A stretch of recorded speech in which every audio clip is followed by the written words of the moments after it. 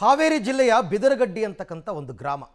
ಈ ಗ್ರಾಮದಲ್ಲಿ ಇರತಕ್ಕಂಥ ಅಂಗನವಾಡಿಯೊಂದು ದನದ ಕೊಟ್ಟಿಗೆಗಿಂತ ಕೆಟ್ಟ ಸ್ಥಿತಿಯಲ್ಲಿದೆ. ಗಾಳಿ ಬೀಸಿದಾಗ ತಗಡಿನ ಶಬ್ದ, ಬೇಸಿಗೆಯಲ್ಲಿ ತಲೆಗೆ ಬಿಸಿಲಿನ ಕಾವು, ಅಲ್ಲೇ ಅಡುಗೆ ಮನೆ, ಅಲ್ಲೇ ತಿಂಡಿ, ಅಲ್ಲೇ ಊಟ ಎಲ್ಲ. ಅಷ್ಟೇ ಅಲ್ಲ, ಈ ಗ್ರಾಮಕ್ಕಿರ್ತಕ್ಕಂಥ ಏಕೈಕ ಅಂಗನವಾಡಿ ಇದು. ಕಳೆದ 25 ವರ್ಷಗಳಿಂದಲೂ ಒಂದೊಳ್ಳೆ ಅಂಗನವಾಡಿ ನಿರ್ಮಿಸ್ಕೊಡಿ ಅಂತ ಮನವಿ ಮಾಡಿದ್ರೂ ಪ್ರಯೋಜನ ಆಗ್ತಾ ಇಲ್ಲ. ಇನ್ನು ಇಲ್ಲಿಯ ಮಕ್ಕಳು ಇಕ್ಕಟ್ಟಿನ ಪರಿಸ್ಥಿತಿಯಲ್ಲಿಯೇ ಪಾಠ ಕೇಳುವ ದುಸ್ಥಿತಿ ಕೂಡ ಇದೆ. ಜೊತೆಗೆ ಕಟ್ಟಡ ಕೂಡ ಕುಸಿಯುವ ಸ್ಥಿತಿಯಲ್ಲಿದೆ. ಈ ಬಗ್ಗೆ ನಮ್ಮ ಹಾವೇರಿ ಪ್ರತಿನಿಧಿ ಒಂದು ಪ್ರತ್ಯಕ್ಷ ವರದಿಯನ್ನು ಕೊಟ್ಟಿದ್ದಾರೆ, ನೋಡೋಣ.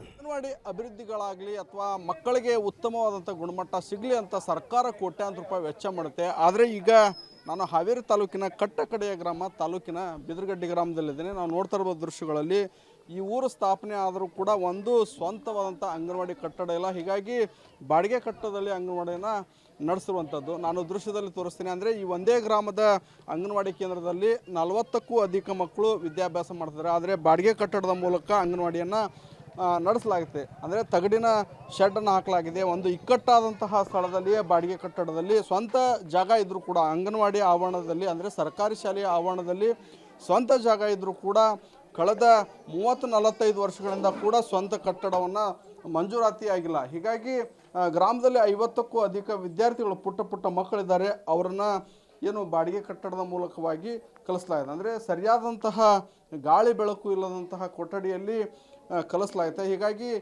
ಗ್ರಾಮದ ಜೀವನವನ್ನು ಹೊರಹಾಕಿರುವಂಥದ್ದು. ಕಳೆದ 40 ವರ್ಷಗಳಿಂದ ಹೋರಾಟ ಮಾಡಿದರೂ ಕೂಡ ಸರಿಯಾದಂಥ ಅಂಗನವಾಡಿ ಕಟ್ಟಡ ಇಲ್ಲದೆ ಪುಟ್ಟ ಮಕ್ಕಳು ಪರದಾಡುವಂಥ ಪರಿಸ್ಥಿತಿ ನಿರ್ಮಾಣವಾಗಿರುವಂಥದ್ದು. ಅಂದರೆ ಒಂದು ಕಡೆ ಹಿಂಭಾಗದಲ್ಲಿ ಏನೋ ಅಡುಗೆ ಕೋಣೆಯನ್ನು ಮಾಡಲಾಗಿದೆ, ಮುಂದೆ ಮಕ್ಕಳಿಗೆ ವಿದ್ಯಾಭ್ಯಾಸ ಮಾಡುವಂತಹ ಕೊಠಡಿಯನ್ನು ಮಾಡಲಾಗಿದೆ. ಅಂದರೆ ಒಂದು ಕಡೆ ಸರಿಯಾದಂತಹ ಗಾಳಿ ಬೆಳಕು ಇಲ್ಲ, ಆದರೂ ಕೂಡ ಅವರು ಸರಿಯಾದ ರೀತಿ ಅಂಗನವಾಡಿ ಆಯಾ ಮತ್ತು ಟೀಚರ್ ಅವರು ಸರಿಯಾದ ರೀತಿಯಾಗಿ ನಿರ್ವಹಣೆ ಮಾಡಿ ಮಕ್ಕಳಿಗೆ ಯಾವುದೇ ರೀತಿಯಾದ ತೊಂದರೆ ಆಗದಂತೆ ಪಾಠವನ್ನು ಮಾಡ್ತಾಯಿದ್ದಾರೆ. ಹೀಗಾಗಿ ಸರ್ಕಾರ ಕೋಟ್ಯಾಂತರ ರೂಪಾಯಿ ವೆಚ್ಚ ಮಾಡಿ ಅಂಗನವಾಡಿಯನ್ನು ಬೇರೆ ಕಡೆ ಮಂಜೂರಾತಿ ಮಾಡುತ್ತೆ. ಆದರೆ ಇಲ್ಲಿ ಒಂದೇ ಸಣ್ಣ ಕೊಠಡಿಯಲ್ಲಿ 50ಕ್ಕೂ ಅಧಿಕ ವಿದ್ಯಾರ್ಥಿಗಳು ಓದುವಂತಹ ಪರಿಸ್ಥಿತಿ ನಿರ್ಮಾಣವಾಗಿದೆ. ಹೀಗಾಗಿ ಗ್ರಾಮದ ಜನರು ಕೂಡ ಭಾಳಷ್ಟು ಆಕ್ರೋಶವನ್ನು ಹೊರಹಾಕಿರುವಂಥದ್ದು. ಅವ್ರಿಗೆ ಯಾವ ರೀತಿ ಪಾಠ ಮಾಡಬೇಕು, ಮಕ್ಕಳಿಗೆ ಕೂಡ ಒಂದು ರೀತಿ ಉಸಿರುಗಟ್ಟ ವಾತಾವರಣ ಅಂತಲೇ ಹೇಳ್ಬೋದು. ಅಂದರೆ ಸರಿಯಾದಂತಹ ಬೆಳಕು ಬರ್ತಾ ಇಲ್ಲ, ಇಂತಹ ಕೊಠಡಿಯಲ್ಲಿ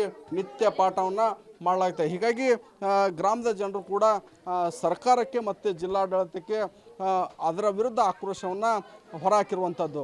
ಇನ್ನಾದರೂ ಸರ್ಕಾರ ಕೂಡ ಎಚ್ಚೆತ್ತು ಈ ಒಂದು ಅಂಗನವಾಡಿ ಕೇಂದ್ರಕ್ಕೆ ಸ್ವಂತ ಕಟ್ಟಡವನ್ನು ಮಂಜೂರು ಮಾಡುವ ಮೂಲಕ ಮಕ್ಕಳ ಏನು ವಿದ್ಯಾಭ್ಯಾಸಕ್ಕಾಗಿ ಮಕ್ಕಳಿಗೆ ಒಂದು ರೀತಿ ಉತ್ತಮವಾದಂಥ ಗುಣಮಟ್ಟ ಶಿಕ್ಷಣವನ್ನು ಕೊಡಲಿಕ್ಕೆ ಸಹಕಾರಿ ಮಾಡಬೇಕಾಗಿದೆ. ಕ್ಯಾಮ್ರಾಮನ್ ನಾಗರಾಜ್ ಜೊತೆ ಪಕ್ಕಿರಯ್ಯ, ಪಬ್ಲಿಕ್ ಟಿವಿ, ಹಾವೇರಿ.